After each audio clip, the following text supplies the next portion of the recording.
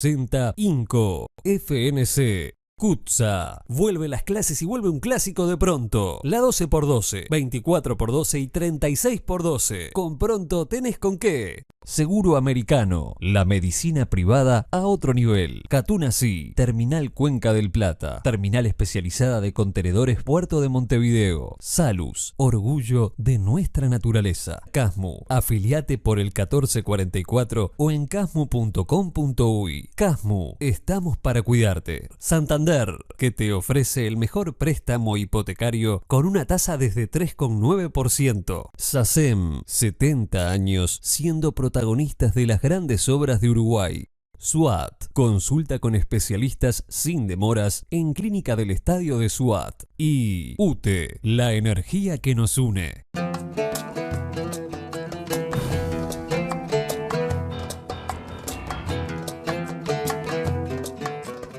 Este espacio es presentado por Santander, que te ofrece el mejor préstamo hipotecario con una tasa desde 3,9%. Santander.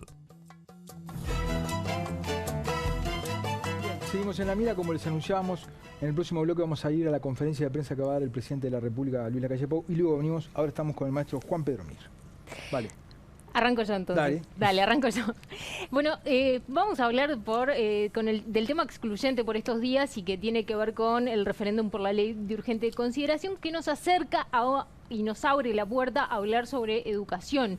Porque si hay un tema relevante dentro del debate que se está dando por estos días, referente a la ley de urgente consideración, es el debate educativo, que tal vez, no sé si ha sido el que ha tenido más protagonismo, pero es un tema que está en debate en la agenda pública. ¿Y cuál es el tema de fondo? Bueno, se quieren derogar los 34 artículos que están en la ley de urgente consideración referidos a la educación. Hay muchos que si uno los lee, la verdad, hay cambios en sintaxis, hay cambios en la forma en que se expresan algunas cosas. Hay muchos que uno los ve y dice, esto no va a cambiar las raíces de los árboles en materia educativa, pero hay un tema en particular que es el que ha generado más debate, que es el de los cambios en la gobernanza del sistema educativo. Los partidarios del sí dicen que estos cambios dejan afuera a los docentes de la reforma educativa, así lo plantean en sus comunicaciones públicas. El gobierno dice, por supuesto, esto no es así, pero lo que sí es cierto es que lo que hay es un recorte en los espacios de poder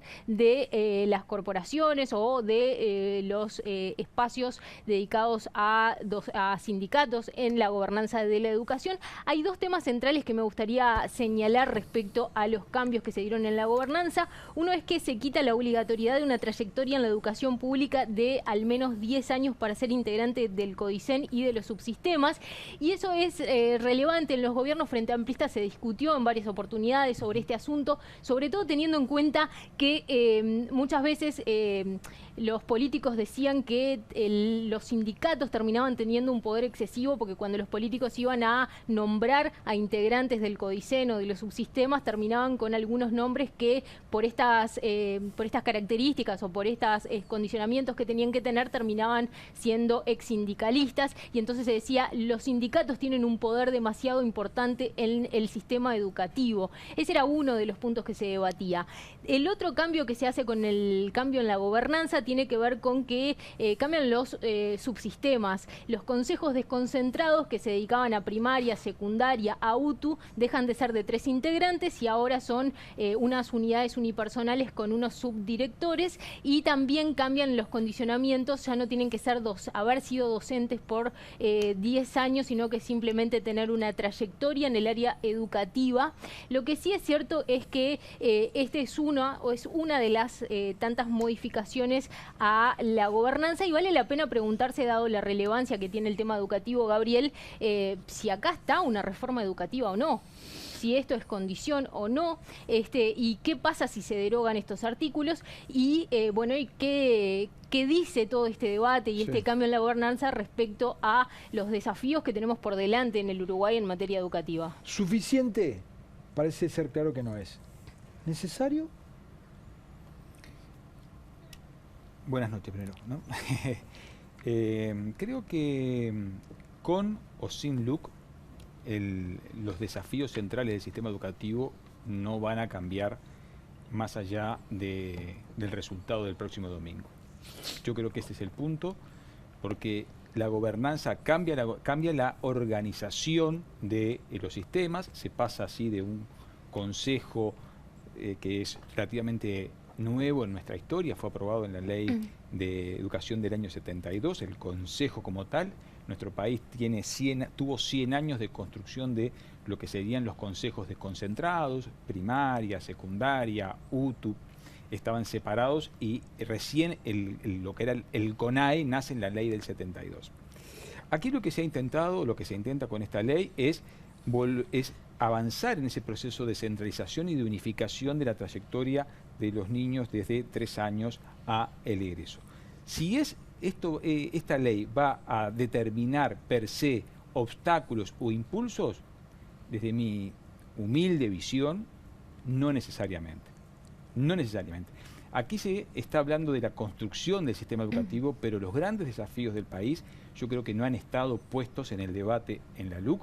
Creo que los grandes debates del país, que tiene reales problemas en su construcción educativa, que se tiene que articular con lo social, con lo político, con lo demográfico, han estado por fuera. Ha habido, si me permiten, muchos fuegos de artificio, pero no ha habido una discusión de los problemas centrales, que son presupuestales, que son de construcción del sentido educativo.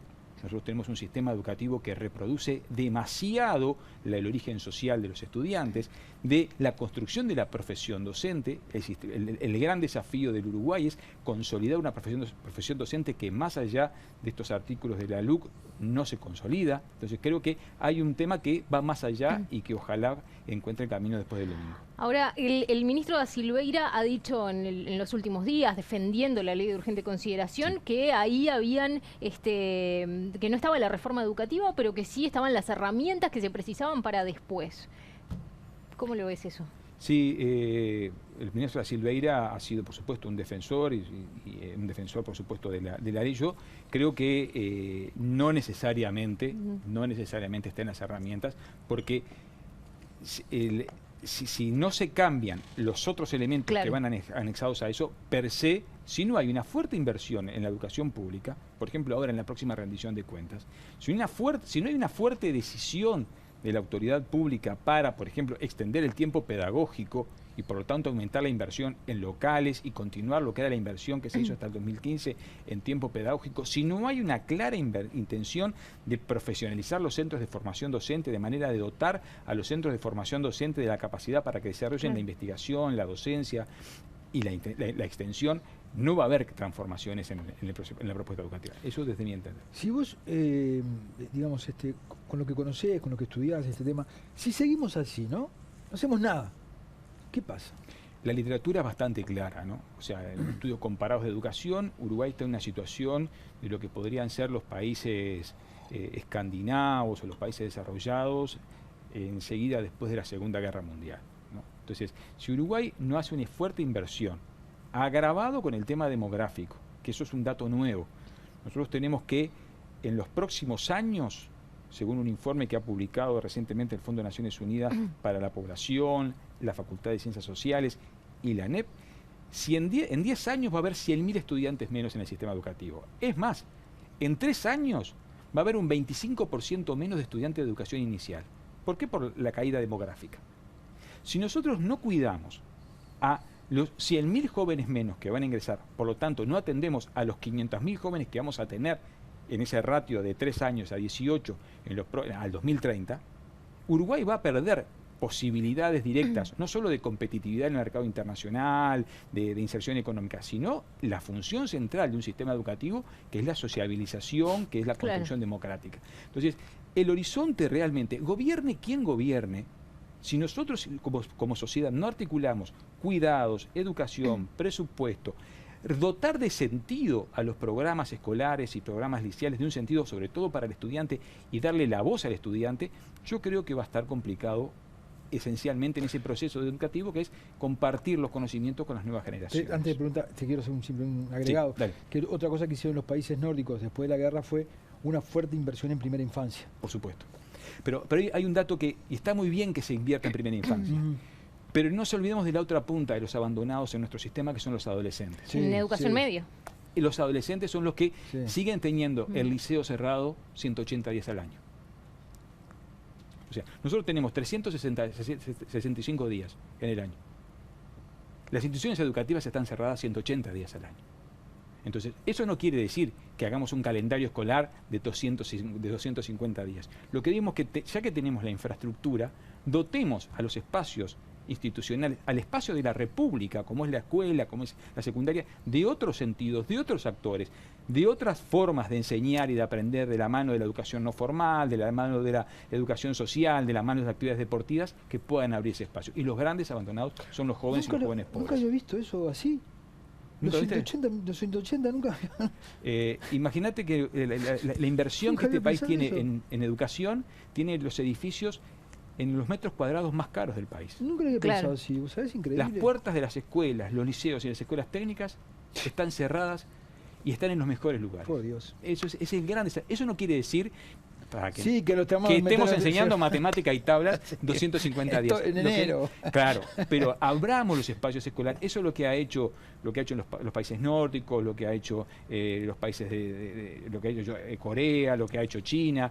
Que no significa que los maestros tengamos que dar 200 días de clase. Significa abrir para que pasen otras cosas en ese patio de la República que es el espacio escolar.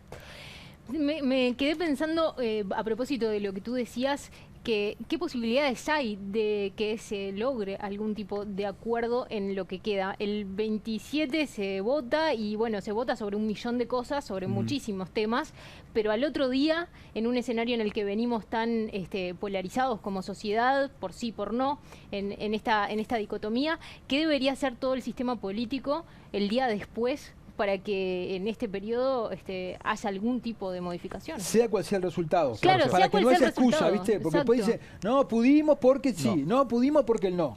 Yo soy muy optimista, mira, muy optimista. Creo que nuestro país tiene, por sus dimensiones, si empieza a abrir, y que me permita el presidente tomar a su metáfora, algunas perillas, por ejemplo, darle voz a los estudiantes. Hoy los estudiantes nos pueden marcar un camino de qué modelo de enseñanza quieren. Abramos la voz, entre otras cosas, a los docentes.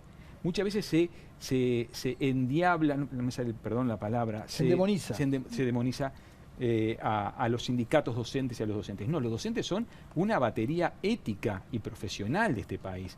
Los docentes somos 60.000 docentes, somos la principal fuerza profesional de este país. Entonces, que se abra a los docentes a construir, a tener espacios de coordinación, que se abra con liderazgos políticos que tiendan puente con los docentes, que se escuche a las familias, que se escuche a los actores sociales. Creo que ese es un camino. Yo soy muy optimista y que se destinen los recursos necesarios que Uruguay necesariamente para atender a los pocos niños y jóvenes que tenemos tiene que destinar. ¿Puedo decirte una cosita? Sí. Hemos logrado acuerdos, los uruguayos hemos logrado acuerdos para no dejar a nuestros viejos tirados. Tenemos un sistema de protección social bastante bueno en la comparación con el resto de América Latina, que atiende a nuestros padres. Sí. Y es fantástico eso. ¿Cuál es la diferencia? ¿Por qué no lo hacemos con ¿Cuál es la diferencia entre los niños y los viejos? Es que los niños no votan. No votan. Por tanto, pero los papás si nosotros sí, empezamos, los papás, vos sabés cómo es la relación esa. Sí, pero si vos empezamos a hacer las cosas bien hoy, ¿no? ¿Cuánto tiempo nos llevaría para lograr frutos de verdad? ¿Cuánto tiempo? Y una política educativa a largo plazo, 15 años. 15 años. ¿Quién hay con la grandeza política para mover, invertir en un sector que no da votos para que lo fructifique otro? ¿Qué José Valle y Ordóñez hay hoy, por Dios? No, pero la educación da resultados a cortísimo plazo, Pereira. Por ejemplo, mejora, como diría el gran José Pedro Varela, mejora la salud de los niños, mejora la convivencia, bajan las tasas de mortalidad, bajan las tasas de embarazo adolescente no deseado, mejora la convivencia entre los jóvenes, mejora la circulación, mejora las élites. Las élites tienen también, porque muchas veces nos fijamos en los procesos educativos de los sectores excluidos. Sí. Pongamos el acento cómo se están educando las élites en Uruguay, encerradas en su gueto, que es un problema. Mirar cómo se educan las élites es uno de los grandes desafíos en este proceso. Posiblemente la campaña electoral que vimos es un reflejo de cómo la clase dirigente ha perdido un brillo Corre por cuenta mía. Corre por cuenta suya, sí, sí, sí. 100%. Me quedé pensando también en el tema de los centros educativos y la necesidad que de EDUI 21 se repetía mucho de que logren mayores autonomías. En los últimos días se ha escuchado a gente defendiendo la LUC diciendo que la LUC avanza o da algunas herramientas para que los centros tengan mayor autonomía. Sí. En ese sentido, ¿cuánto es así desde tu perspectiva respecto a lo que planteaba EDUI 21 y cuán necesario es que se avance por un camino de mayor autonomía de cada centro? Esta es una fantástica discusión democrática, ¿no? Los centros educativos, las comunidades tienen que ganar autonomía. El Uruguay tiene una historia centenaria en la construcción de que las comunidades educativas construyan proyectos educativos. Por ejemplo, capaz que conocen la Escuela Experimental de Malvin, la escuela... Fueron proyectos que el viejo Consejo de Educación y Primaria y Normal, de Enriqueta Comte y Riquet, estoy hablando de 1920, 1930, le daba y dio experiencias a las comunidades para construir su propia currícula. O sea, Uruguay tiene la musculatura profesional para que profesores, maestros, comunidades definan importantes cantidades de la máquina curricular. Pero ¿cuál es el problema? Tenemos un sistema tan centralizado que soltarle la mano en este momento sin crear las condiciones, por ejemplo, para que los maestros coordinen, para que los profesores definan espacios de coordinación, para que se puedan buscar recursos para contratar mejores docentes, por ejemplo, de talleres que los muchachos elijan, cocina, idiomas. Ese es un problema. Entonces, la tensión entre mayor autonomía tiene que ir siempre de la mano de los recursos económicos y las posibilidades para que esa autonomía se haga efectiva. Yo creo que ese es un punto central. El presidente del CODICEN ha insistido mucho en que la respuesta va a estar en estos centros María Espínola, que empezó un plan piloto el año pasado. Una maravilla, ¿te parece? Una maravilla. Sí. Dice que va a llegar a unos 60 en este periodo. Ojalá sean más. Y creo que el modelo que impulsa el CODICEN y particularmente su presidente, pero en general creo que ahí hay una base muy interesante. Desde mayor tiempo de la elección de horas. Ojo que eso lo están logrando en esos centros. En esos centros. Creo y se generan horas de coordinación, porque ahí los profesores tienen horas de coordinación que no tienen los profesores en las otras áreas. O sea, al generarse el espacio para que los profesores, por ejemplo, el de física se junte con el profesor de biología para generar un proyecto conjunto sobre energía eólica o desarrollo a través de Ceibal de programación, esas condiciones son más que bienvenidas y ojalá haya musculatura presupuestal para extenderlo con las condiciones para que eso se genere. Cuando vos realmente estás convencido de que como están funcionando las cosas, el presupuesto va a ser todo lo determinante y todo lo eficiente que sería si primero arreglamos un poco las cosas y después le damos plata?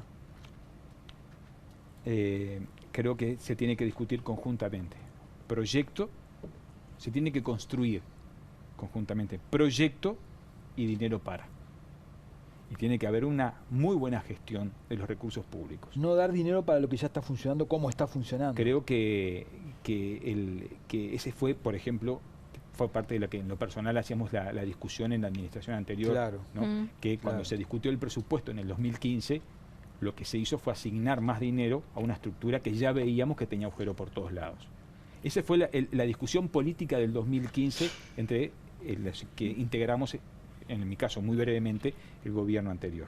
Creo que la discusión hoy es la discusión de proyecto y la discusión de los recursos, que nosotros en EDUI hicimos un análisis somero, ahí estuvo Fernando Filgueira, estuvo otros colegas muy capacitados, que por lo menos hablamos de un 1% del PIB para desarrollar estos. Sí. Yo les recuerdo, a quienes no tienen buena memoria, digamos que Fernando Filgueira y Juan Pedro iban a liderar de alguna manera. No, liderar no. Bueno, habían participado en la elaboración del programa y terminaron abriéndose, terminaron separándose. Lo que quiero decir es que recién acaba de decir algo que le da mucha credibilidad, ¿no? Que es decir, bueno, hay cosas que hace este gobierno que están bien, ¿no?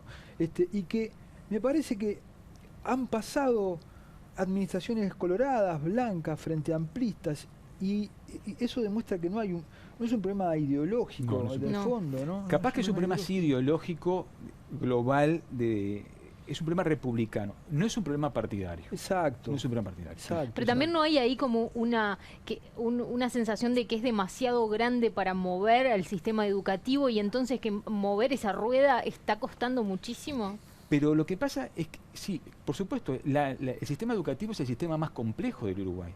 Por los edificios de la ANEP entran 1 millón de personas por día, entre padres, niños, estudiantes, docentes. Es una red, es una ciudad. Son 4.000 edificios que tienen que administrar Robert Silva. Entonces, es realmente una complejidad muy grande la que está presente, ¿no? Pero lejos de ser, y ahí donde la discusión de la lógica de sistemas y la lógica del cambio, es donde el Uruguay se la tiene que dar. Vamos a priorizar las áreas que más lo necesitan. Vamos a evaluar los logros que tenemos. Vamos a lograr acuerdos nacionales para que ello fuese posible. Y yo creo que nuestro país tiene una musculatura republicana en todos los partidos políticos, o casi todos, para poder sostener esa transformación mirando, como decías vos, a 15 años.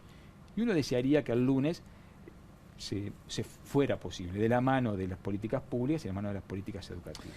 Bueno, Juan Pedro, se nos ha ido el tiempo. Leti, ¿cómo viene la cosa con el presidente? Están llegando los ministros. Tenemos unos minutos más. Bueno, entonces me meto en otro tema que no sé si nos va a dar el tiempo para abordarlo en su totalidad, pero que sí me parece relevante, y es el tema de los contenidos. Bien. Hay una intención, por lo menos, de modificar contenidos, y siempre que se habla de contenidos empieza a haber debate sobre qué le vamos a enseñar a las futuras generaciones. ¿Qué tiene que enseñársele a las futuras generaciones? Esta discusión tendría que ser la principal discusión del país. Sí. ¿Qué es lo que le vamos a dar como herencia cultural a nuestros hijos? Tremendo. Entonces, acá no puede haber ni homogeneidades ni hegemonías. Somos un país plural, somos un país plurilingüe. Al norte del Río Negro hay un gran peso, hablamos, del portugués. Somos un país con una diversidad cultural fantástica, una herencia muy grande desde el punto de vista científico y político. Yo creo que ese es uno de los debates estratégicos. ¿Ya? Bueno, Juan Pedro. Le doy para paso al presidente, por favor. Yo decía, vamos a dejar seguir con Juan Pedro. No. Vamos a... No tuve consenso. Negativo. No tuve consenso. Lamentablemente. Juan Pedro, ha sido siempre es un gusto estar contigo. La verdad. Gracias por dejarme hablar de educación, que es lo que me desvela. ¿Vos sabés que a mí me desvela también? Bueno, desvelémonos juntos. Muchas gracias. Gracias, Vale. Por favor. Gracias.